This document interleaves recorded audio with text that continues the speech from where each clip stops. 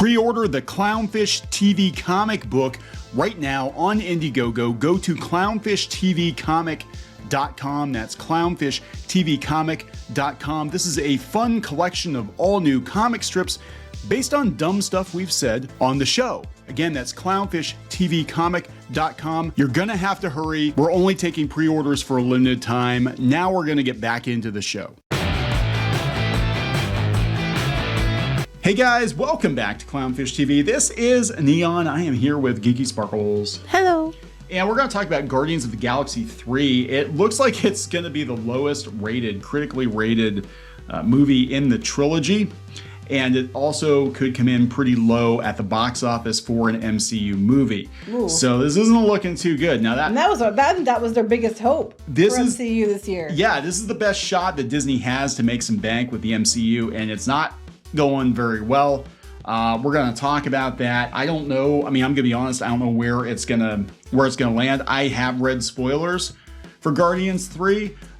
It is a very dark story compared to the other two, and I don't know how that is going to resonate with people. The spoilers are true. I cannot watch this movie. Yeah, I can't. Just talking about what you told me, I'll start to cry. I cannot do it. Yeah. I just can't. I can't do that kind of stuff. Yeah, so I think this is one that we're going to wait for. I am really curious to see, again, if the spoilers are true, and I'm not going to spoil the movie, just say it goes to darker places than the other Guardians movies. Places Geeky will not go. If the spoilers are true, they've got Happy Meal toys right now with Guardians of the Galaxy, and I'm like, is the word going to get out to parents that like, oh wow, this one's kind of, I don't know. So we'll see what happens. And that doesn't mean it's a bad movie. I want to be very clear. Right, doesn't mean that the spoilers are true. Okay, multiple sources. Anyway. I can't do it though. Okay, anyway, oh my gosh, you're upset. I just told you what happens and you're upset. I can't. Anyway. Okay, before we get into it any further, please subscribe for more pop culture news, views, and rants, guys. You'll get a woohoo. Please give woohoo. Woohoo. Yeah, again, I'm not gonna get into spoilers, but what has Geeky upset is there are some like Secret of Nim moments in this movie. And according to Squid King, who's read some other spoilers, they spend a little too much time there, and it's going to be devastating for people. Just who like critters. Forewarned. You've been forewarned. Anyway, let's talk about the critical reaction to it. This is coming from CBR that used to be all on like Team Marvel and Team Disney and like, yeah, guys, everything's great. Guardians 3 tracking to be the lowest rated in the franchise. Maybe they're just pivoting to actually telling the truth. Yeah, so it keeps going down. It's currently, as of recording this video, it's at 77% based on 114 reviews. Again, we don't know what it's going to do. It's opening, Thursday, Friday this week. Yeah. We do know what the ticket sales are like because that's pretty much, in, except for who's going to go. But yeah. Yeah, so, I mean, these aren't like... That's a positive, a messy, overstuffed finale. This is a B-, and they gave... It's fine, but these movies have exhibited such a higher level of quality within the MCU framework. I expected something more grounded and fulfilling. These don't sound... Those are positive. Incredibly positive. Wait, what... Gunn does a sturdy job of synthesizing his influences and tics into something resembling a tidy narrative, or at least as tidy as franchise demands allow. Ooh, that's not positive. I mean, these aren't glowing. No, they're not really glowing. You can tell Gunn isn't satisfied with the Guardians norm and continues to push the envelope in terms of story, spectacle, and characters, and it's needed considering the current MCU and superhero state. Volume 3 is this is what I'm hearing mostly. I've heard it's good, but it is much darker than the other movies. Volume 3 is mostly dark and dour, which only makes the series' signature elements of goofy humor, ridiculous scenarios, and too cool for school soundtracks stick out like a sore thumb. Oh no.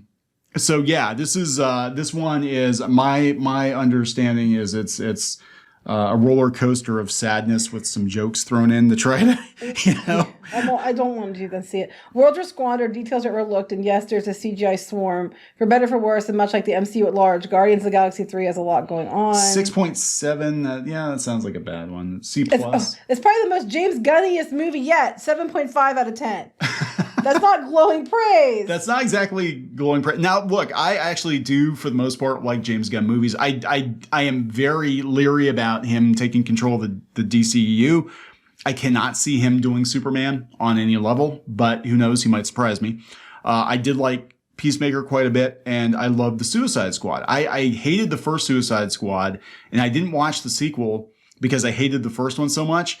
And then I watched it, and I'm like, my God, I love this movie. This is like an R-rated, Squeaking still talks about it. Yeah, but again, I had the lowest possible expectations, and we're dealing with like D-list characters, comic characters. Like, who gives a shit, right? But this is the ending of the Guardians of the Galaxy, and this feels like it might be the last hurrah for Disney. I mean, look, we've got the guy playing Kang. Has, what is it, May 8th? May 8th is his court date. A lot of other places Jonathan Majors. Yeah, Jonathan Majors. A lot of places already fired him. Yeah, and so you're betting the MCU on this guy being the new Thanos, and he's in like major trouble right now. We've got the good news, you can work around that though. Yeah, very well with Kang more so than other characters, because like, oh yeah, it's just a variant. It's another Kang. There's like lots and lots of Kangs. This is another one. You didn't see that coming. Whoopsie doopsie. Yeah, but I mean, they're betting on that, and Ant-Man did not do well. And the Marvels, people aren't really like, oh boy, and that's been pushed back so many times. People already have thought it's already come out, like they've moved on. Everybody is talking about how amazing Dune 2 looks. Which comes out like the week after. Yeah. Or the week before. I can't remember which. Around that time. I think it's the week after. The week before, I think, is the Hunger Games prequel, which is going to make bank. I think Disney deliberately put the Marvels in between those two big movies so they could blame macroeconomic circumstances. Like, oh, it's a real shame. It's a real shame that the movie failed because those two other movies. They literally moved the Haunted Mansion to the Marvel spot in July and put the Marvels in the Haunted Mansion spot in, was it November? November, yeah. Yeah, which makes more sense though anyway, because Haunted Mansion, you think it should be out before Halloween so they can put it out on DVD by Halloween. They should just bring it out on Halloween, but... I don't know. I mean, that to me looks more fun. It does. Than Marvels. It actually didn't look that bad. The trailer didn't look that bad. Anyway, let's talk about this one. Yeah, so they say Guardians is one of the most eagerly awaited films of 2023. I agree, that has been. Early reviews paint a promising picture. The film does appear to be trailing behind its predecessors in the critical acclaim department. So the original Guardians of the Galaxy was certified fresh at 92%.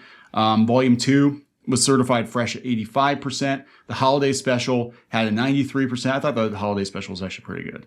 The critical consensus for Volume 3 on the review aggregator website, Rotten Tomatoes, is that the movie may pack too much of an emotional punch.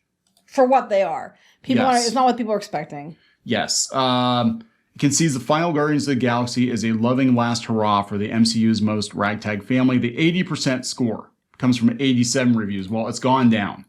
And, again, I don't know if it means the movie is bad. Because critical score, you never can tell. Sometimes they review bomb it because they hate it for some reason, and it turns out to be really good. And sometimes they, white knight for something, and it should have been a lot lower. You never know with these people. Right. So here's the thing. Like, I really don't know. And this is like the one MCU movie I was actually looking forward to. I'm like, is Adam Warlock. I love Adam Warlock. You can go see it, but I'm not going. I don't know. Because Squid King was even like, I don't know if I want to see it. If the spoilers are true and it really is that dark and depressing and sad, like, I don't know if I want to go see it. But here's the problem. The problem is the box office. Everybody's like, oh, this is great. So just like, let's see here, a couple of weeks ago, oh my God, the early box office projections are great. This movie's going to be a Hail Mary pass for Disney. Now they're like, yeah, no, not really. Actually, they're saying the box office is projected to fall short of Volume 2. And this movie is coming out when there's no competition. Like, there really is no competition for this. Other than Mario, there's no competition for this movie. And if it's as dark and depressing as they're saying, it might turn off the family audiences, who might just go see Mario again. So I'm not sure. But they're saying that originally they were talking it was going to be $155 million, and they adjusted it down. But yeah, Volume 2 opened to 146 years ago. It's still $130 million, and what they're expecting, which isn't terrible. Again, that could go up or down. We won't know. People might be waiting to hear, word of mouth, given that people keep mentioning how dark and sad it is. So people might be like, well, I'm going to wait till my friends go and find out if I can go or not, Yeah. So, it's, we don't know. We don't know how this one's going to go. I think people are going to go see it just because it's Guardians of the Galaxy, but $130 million, for what is the last hurrah for the Guardians, which is like the last team worth mentioning in the MCU. They've been there pretty much since the beginning. It isn't great. I mean, it's okay, but again, this is it for Disney for this year, and it might fall off a cliff. It might be that, it debuts to, 130 million, and then it pulls an Ant-Man, and within 2 weeks, it's just depends on the word of mouth. I mean, if it's good, how it's good, if or not, people might legitimately wait to find out because they're hearing the rumors and they're like, I want to wait, and then it might turn out that it's good, and then it goes up, so. Yeah, it said early tracking suggests a domestic opening of 130 million. Now, we'll know here pretty soon because it's this weekend, right?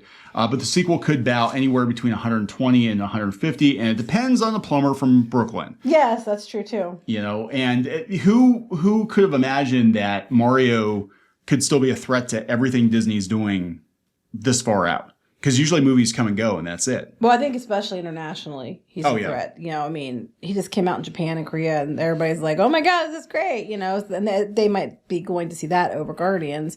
Domestically, he's been out for a while here, so he's still bringing big numbers, but it's been almost a month. Yeah, and that comes out to be a month. So then Disney has this one, and then a couple weeks later, the Little Mermaid, which doesn't look great, and that's pretty much like I'm looking at the year, and other than what they have, Wish and the Marvels, and they have Haunted Mansion. There's a couple other ones. I don't have a list in front of me, but I don't know how they're going to do this year at the box office, to be honest. Because remember when they used to have like a major tentpole something every damn week? It was like, oh my God. It was like, yes, at least every quarter.